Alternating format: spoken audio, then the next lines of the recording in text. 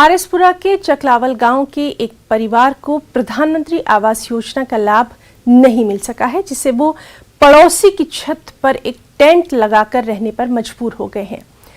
प्रेमचंद इनका नाम है, जो कि खुद बीमार हैं और अचानक मकान की छत गिरने पर उनकी पत्नी वचनो देवी को गंभीर चोटें आई हैं। सरपंच और अन्य पंचों से आग्रह करने के बावजूद भी मीरा साहब खंड विकास विभाग की ओर से प्रधानमंत्री आवास योजना का लाभ इन्हें नहीं मिल सका है।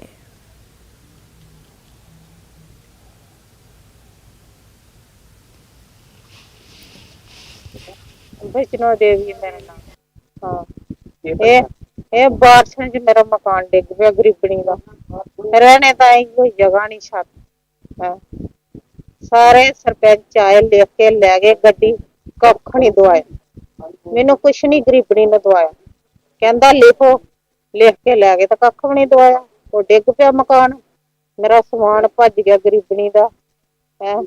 मेरे सट्टा लग गईयां, मंजे टुट गए मेरे, मेरा सारा समान गर्क हो गया। उत्थे बदलों च मैं भिजे करनी है, यहो अर्ज करे करनी है मैं गवर्नमेंट मैनू मकान वास्ते, मेरा छत वास्ते कोई पैसा दे दे। मेरा गरीबी का मैनू पैसा ना दे, तू छत के दे।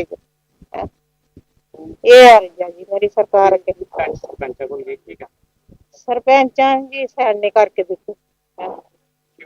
हाँ, आपू सुटिया, आपू थोड़ा ही सुटिया महाराज, किसी का दिल करदा अपना छत सुटने दे। ये बारिश च आपू डिग पिया।